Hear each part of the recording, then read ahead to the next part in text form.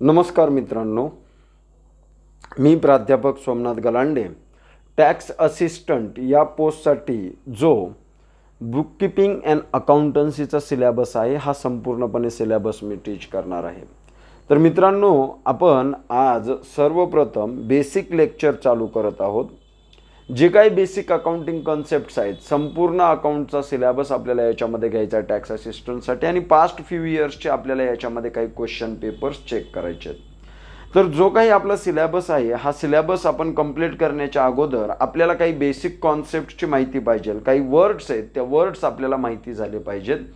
ते वर्ड्स माहिती करण्याचं काम या लेक्चरमध्ये तुम्हाला केलं जाईल. बेसिक लेक्चर हे सर्वांनी बघितलं तरच पुढचे लेक्चर समजतील. ज्यांचा बॅकग्राऊंड कॉमर्स असेल किंवा नसेल त्यांना सुद्धा हे लेक्चर महत्त्वाचं आहे. त्यांना खूप सोप्या पद्धतीने हे लेक्चर समजून येईल. तर उशीर न करता मित्रांनो, आपण जाऊयात आपल्या डायरेक्टली टॉपिककडे. SNG प्रो अकॅडमी महाराष्ट्र चॅनलला जर सबस्क्राईब केलं नसताल तर चॅनलला सबस्क्राईब करा. तर मित्रांनो, हा आहे समोर आपल्या बेसिक टॉपिक, जो आपल्या सब्जेक्ट आपल्याला जे लेक्चर घ्यायचं आहे.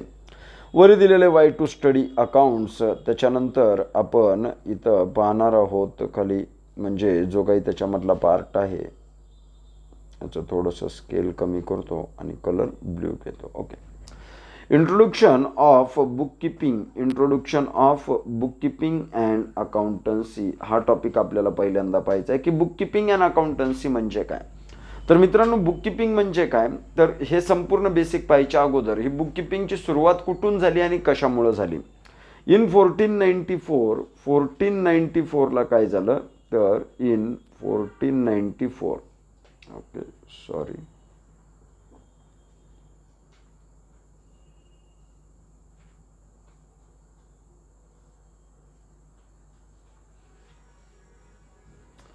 In 1494, an Italian Mr. Luca de Borgo Pacioli first explained principles of bookkeeping. बुककीपिंगचे डेफिनेशन आता आपल्याला पाहिजे. Bookkeeping is an art and science. बुककीपिंग म्हणजे काय, एक कला आहे आणि एक आर्ट आहे हे लिहिण्याची, आणि एक सायन्स आहे of recording correctly all business transaction. जेवढे बिझनेसचे ट्रान्झॅक्शन्स आहेत ते एक सुव्यवस्थित पद्धतीने रेकॉर्ड केले पाहिजेत आणि कोणते पार्ट आपण कुठं लिहिले पाहिजेत याला सायंटिफिक रूल दिलेले आहेत.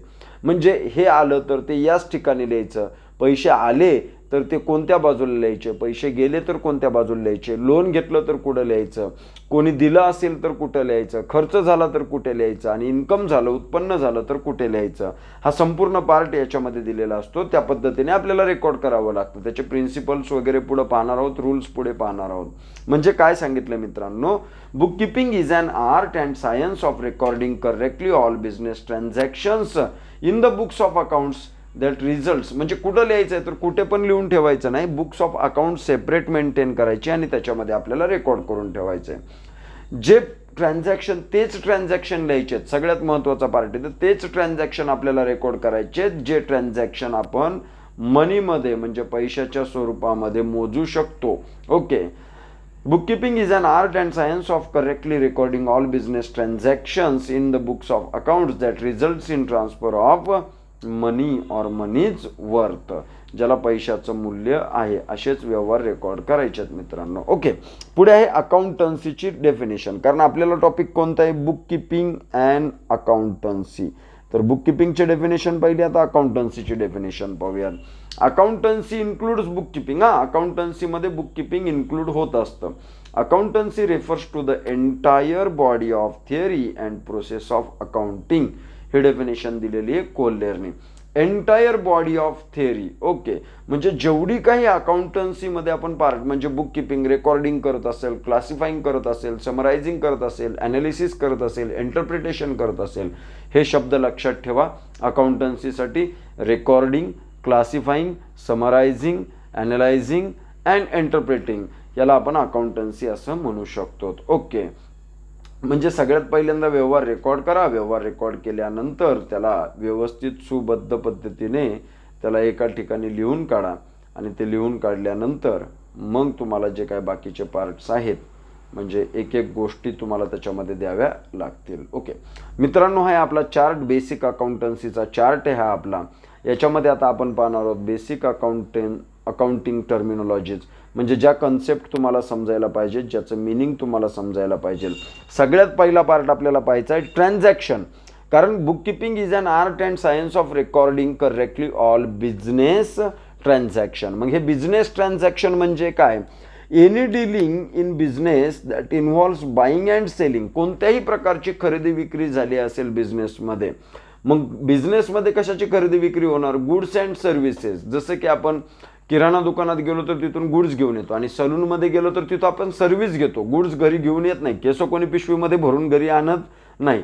म्हणजे यालाच आपण काय म्हणतो? ट्रान्झॅक्शन. ज्याच्या बदल्यात त्याने आपलं केस कापले किंवा आपण वस्तू घेतली तर त्याच्या बदल्यात आपण त्याला पेमेंट देतो लगेचच, किंवा भविष्यामध्ये पेमेंट करू शकतो. म्हणजे कॅशमध्ये लगेच पेड करू शकतो किंवा क्रेडिटवरती ट्रान्झॅक्शन ठेवू शकतो. आता हे ट्रान्झॅक्शन झाले आपले पर्सनल ट्रान्झॅक्शन.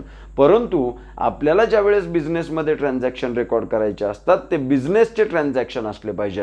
म्हणून सुरुवातीलाच काय म्हणले? Any dealing in business that involves buying and selling of goods and services in exchange of value may be called as business transaction. काहीतरी व्हॅल्यूच्या एक्सचेंजमध्ये ते झालं पाहिजे तरच त्याला आपण काय म्हणतो? बिझनेस ट्रान्झॅक्शन असं म्हणत असतो. ओके, पुढचा पार्ट आपण पाहणार आहोत. ट्रान्झॅक्शनचे पुन्हा दोन प्रकार, एक मॉनिटरी ट्रान्झॅक्शन आणि दुसरं नॉन मॉनिटरी ट्रान्झॅक्शन. इथं जे बी पार्ट दिलेला आहे हे. ओके, तर मॉनिटरी ट्रान्झॅक्शन म्हणजे काय?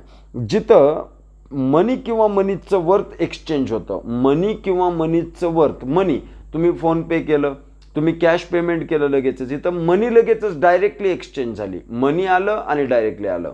आता तुम्ही ते ट्रान्झॅक्शन क्रेडिटवर केलं तर किती रुपयाच्या वस्तू घेतल्या ह्या तुम्हाला माहिती राहत असतात, परंतु त्या लगेचच पेमेंट करत नाहीत. म्हणजे मनीज नाही तिथं, तिथं मनीज वर्थ आहे, पैशाचं मूल्य आहे. सपोज 1,000 रुपयाच्या वस्तू घेतल्या, पैसे दिले नाहीत, म्हणजे मनीज वर्थ आली, तिथं मनी नाही आलं. आणि ते नंतर पेमेंट करणार, म्हणजे डायरेक्टली नाही दिले तुम्ही, इनडायरेक्टली पेमेंट केलं. आपण यालाच मॉनिटरी ट्रान्झॅक्शन म्हणतो. मग पहा डिटेलमध्ये definition. The transaction which involves an exchange, the transaction which involves an exchange of money or money's worth directly or indirectly are called monetary transactions. Okay, जे transaction money or money's worth directly or indirectly, एवढ्या दोन गोष्टी लक्षात ठेवा. ज्या ट्रान्झॅक्शनमध्ये include आहे मनी किंवा मनीचं worth directly किंवा इनडायरेक्टली, त्या ट्रान्झॅक्शनला आपण मॉनिटरी ट्रान्झॅक्शन असं म्हणतो.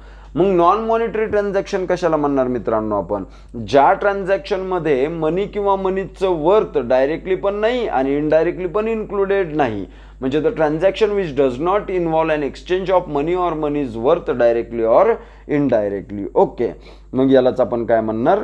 तर नॉन मॉनिटरी ट्रान्झॅक्शन. त्याला नंतर बघूयात. आता मॉनिटरी ट्रान्झॅक्शनचे पुन्हा दोन प्रकार पडले. एक पडला कॅश ट्रान्झॅक्शन आणि दुसरा पडला credit transaction. Financial benefit in exchange for cash only, जिथं ऑन दी स्पॉट पेमेंट केलं जातं. ऑन दी स्पॉट ज्यावेळेस वस्तू ट्रान्सफर होते तुमच्याकडे त्यावेळेसच तुम्ही पेमेंट समोरच्याकडे ट्रान्सफर करताय. मग बाय चेकनी करत असताल, बाय गुगल पे करत असताल, बाय फोन पे करत असताल, NFT केली असेल किंवा दुसऱ्या माध्यमातून तुम्ही पेमेंट इन्स्टंट करत असताल, याला तुम्ही कॅश ट्रान्झॅक्शन म्हणतात. फायनान्शियल बेनिफिट जिथं एक्सचेंज होतं लगेचच त्याला आपण कॅश ट्रान्झॅक्शन म्हणतो. हां, आता हे फायनान्शियल ट्रान्झॅक्शन म्हणजे तुम्ही दुकानदाराकडे गेलात, दुकानदाराकडून वस्तू घेतल्यात आणि त्याला म्हणलात की मी पैसे नंतर देतो. नंतर देतो म्हणजे तुम्ही कधी देणार? फ्युचरच्या डेटला देणार. म्हणजे फ्युचरमधली एक डेट सिलेक्ट करणार आणि त्या डेटला तुम्ही त्याचं पेमेंट करणार. म्हणजे जिथं ट्रान्झॅक्शनचं पेमेंट फ्युचरिस्टिक डेटमध्ये केलं जातं त्याला आपण क्रेडिट ट्रान्झॅक्शन म्हणतो. Payments or receipts of money is postpone. Postpone म्हणजे ट्रान्सफर केले जातात to a future date. It is called as a credit transaction.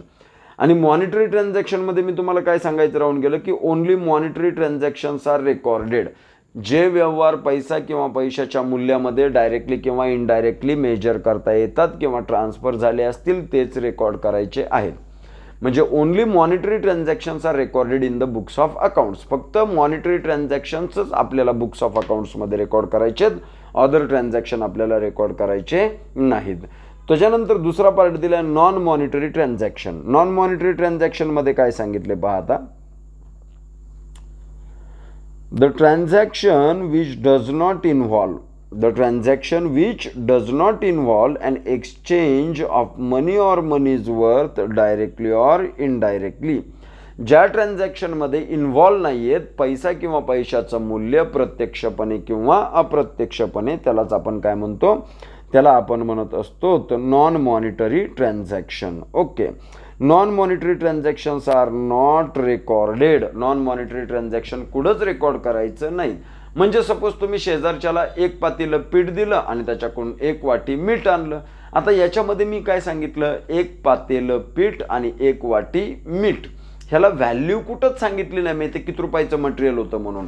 जिथं मेजरमेंट केलं जातं, जिथं व्यवहार मोजता येतो पैशाच्या स्वरूपामध्ये, तोच व्यवहार आपल्याला पुस्तकात रेकॉर्ड करायचा आहे. मग सर असं सांगितलं का तुम्ही 1 पातेलं पीठ त्याच्या बदल्यात 1 वाटी मीठ, हे एक्सचेंज झालं म्हणून, वस्तूच्या बदल्यात वस्तू घेतली म्हणून का, म्हणून हे रेकॉर्ड करायचं नाही का, बार्टर सिस्टीम आहे म्हणून रेकॉर्ड करायचं नाही का? मित्रांनो असं नाही. मी तुम्हाला काय सांगितलं स्पष्टपणे, याच्यामध्ये पैशाची कसलीच व्हॅल्यू आलेली नाही. म्हणजे आता सपोज मी तुमच्याकडे आलो, माझ्याकडे 1 लाख रुपयाची म्हैस होती आणि मी ती 1 लाख रुपयाची म्हैस तुम्हाला दिली. तुमच्याकडे 1 गुंठा जागा होती, ती 1 गुंठा जागा मी घेतली, त्याची पण किंमत 1 लाख रुपये. म्हणजे मी तुम्हाला ट्रान्सफर किती लाख रुपये केले, 1 लाख रुपयाची म्हैस आणि तुमच्याकडून 1 लाख रुपयाची जागा घेतली. तर याला म्हणतो आपण मॉनिटरी ट्रान्झॅक्शन. याला नॉन मॉनिटरी म्हणता येत नाही, कारण मनीज वर्थ आले आणि इनडायरेक्टली आलेले. ओके. जिथं पैसा मोजला जात नाही त्याला आपण म्हणतो नॉन मॉनिटरी ट्रान्झॅक्शन. त्याचा एकच प्रकार पडतो barter system. And exchange of one things against another things. एका वस्तूच्या बदल्यात दुसरी वस्तू देणे किंवा घेणे, यालाच आपण काय म्हणत असतो तर barter system. Okay. It's called as barter system. पुढे पाहायचं मित्रांनो, ज्या वेळेस व्यवहार झाला बिझनेस ट्रान्झॅक्शन. ओके. आपण पहिल्यांदा बुक किपिंगची डेफिनेशन पाहिली. Book keeping is an art and science of recording correctly all business transaction. Recording all business transaction in the books of accounts. Books of अकाउंट्समध्ये ज्यावेळेस आपण व्यवहार रेकॉर्ड करत असतो, ते व्यवहार रेकॉर्ड करण्याची एक पद्धत आहे. त्या ज्या पद्धतीने रेकॉर्ड केलं पाहिजे त्या पद्धतीला आपण रेकॉर्ड करताना पहिल्यांदा जिथं रेकॉर्ड करत असतो म्हणजे लिहून ठेवत असतो, त्याला आपण एंट्री असं म्हणत असतो. काय म्हणत असतो मित्रांनो? Entry. Okay. Recording. Okay. Recording of transactions. Sorry, याचं हायलाइटर जास्त मोठ्या प्रमाणात झालेलं आहे.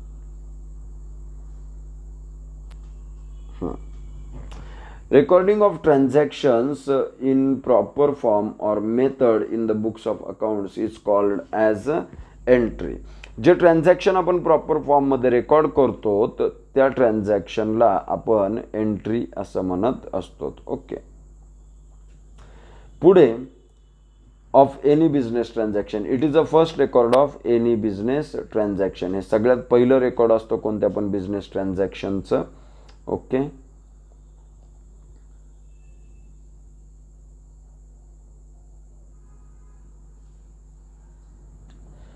पुढे आहे नरेशन. नरेशन म्हणजे काय? A brief explanation of business transaction for which an entry is passed is called as narration.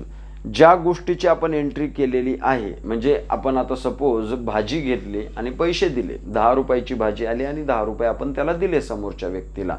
Debit what comes in, भाजी कम्स इन, म्हणून भाजी account debit. Credit what goes out, cash goes out, पैसे गेले तुमचे म्हणून to cash account.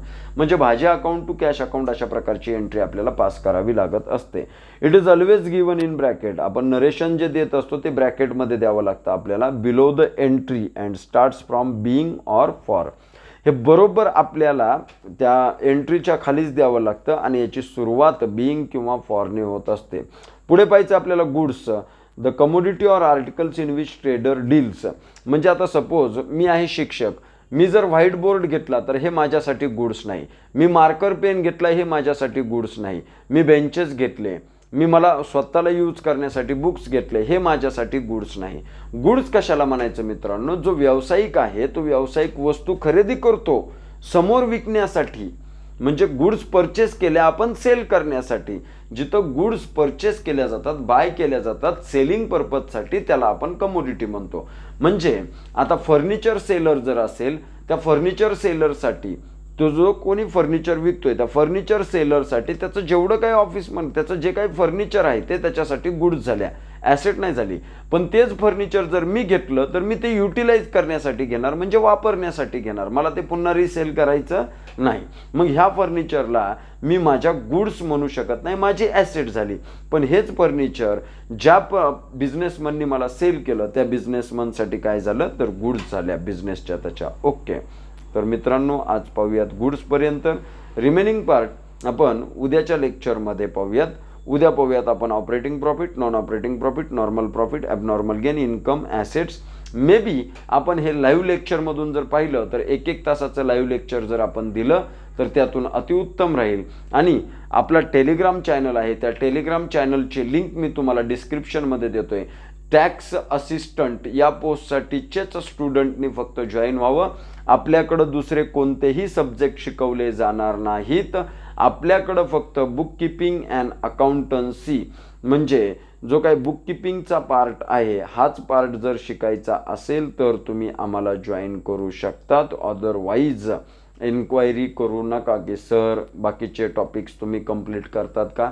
माझ्याकडे जे specialise subject आहेत मी तेवढेच सब्जेक्ट टीच करत असतो. आपल्याकडे जे सब्जेक्ट आहेत ते आहेत book keeping and accountancy. Okay, म्हणजे अकाउंट आपण याला म्हणू शकतो, बुक किपिंग अँड अकाउंटन्सी. थोडक्यामध्ये आपण याला अकाउंटचा पार्ट म्हणू शकतो. BAचे जरी मुलं असताल तुम्ही किंवा BSc करून जरी तुम्ही फॉर्म फिल केला असेल तरी तुम्हाला या प्रकारमध्ये याच्यामध्ये सगळ्यात सोप्या पद्धतीने समजून सांगण्याचं काम माझं. तुम्हाला प्रत्येक लेक्चर जर व्यवस्थित केलात मग तुम्हाला कॅश फ्लो असेल, फंड फ्लो असेल, बॅलन्स शीट असेल, फायनल अकाउंट असेल, कोणत्याही प्रकारची कन्सेप्ट तुमची मागं राहणार नाही. आपण लाईव्ह लेक्चरमधून या गोष्टी संपूर्ण क्लिअर करून घेऊयात. ओके, ज्या विद्यार्थ्यांना बॅचेस जॉईन करायचे असतील त्यांनी पहिल्यांदा आमचे 5 दिवस डेमो लेक्चर पहा. 5 दिवस डेमो लेक्चर आवडल्यानंतर आपण एक व्यवस्थित प्लॅन बनवूयात. आपल्या ॲप्लिकेशनवरून तुम्हाला लाईव्ह लेक्चर्स बघता येतील. ओके, बुक किपिंग अँड अकाउंटन्सीचे जर तुम्ही चॅनलला सबस्क्राईब केला नसताल तर चॅनलला सबस्क्राईब करा. या चॅनलवरती हा जो व्हिडिओ पोस्ट करतोय तो व्हिडिओ फक्त टॅक्स असिस्टन्सच्या मुलांसाठी आहे. ओके, म्हणजे आपला सेकंड व्हिडिओ आता संपूर्ण बेसिक कन्सेप्ट्सवर बनेल, ज्याचा व्हिडिओ पण बनेल आणि लाईव्ह सेमिनार तुमच्या सर्वांच्या डिस्कशनवरून आपल्या टेलिग्राम चॅनलवरून आपण कंप्लीट करूयात, ज्याची लिंक तुम्हाला मी डिस्क्रिप्शनमध्ये देणार आहे. लिंक डिस्क्रिप्शनमधून तुम्ही कॉपी करून तिथं जॉईन होऊ शकतात. जर लिंक जॉईन होण्यासाठी काही प्रॉब्लेम आला तर मला 8888906506 यावरती व्हॉट्सअप करा. मी बिझी असेल, कॉल करू नका मित्रांनो, कारण माझ्या दिवसभर बॅचेस चालू असतात. दिवसभर बॅचेस असल्यानंतर नाईटला मला व्हिडिओ एडिटिंगचं काम असतं, म्हणून कॉल लगेचच करत बसू नका. ओके, व्हॉट्सअप करा की सर मी या बॅचसाठी जॉईन करू इच्छितो, मला तुमच्या टेलिग्राम चॅनलला जॉईन व्हायचं आहे आणि तुमचा जो काही सब्जेक्ट आहे आणि तुमचं टेलिग्रामला जॉईन होण्यासाठी तुमचं नेम मला व्हॉट्सअपला पाठवून द्या, तुमचा ॲड्रेस, ह्या 2 गोष्टी मला तुम्ही पाठवून द्या आणि जो काही सब्जेक्ट आहे तो सब्जेक्ट एक मला सेंड करा. बाकीच्या डिटेल्स मी सर्व तुम्हाला तिथे सांगेल. ओके, धन्यवाद मित्रांनो. Thanks for watching.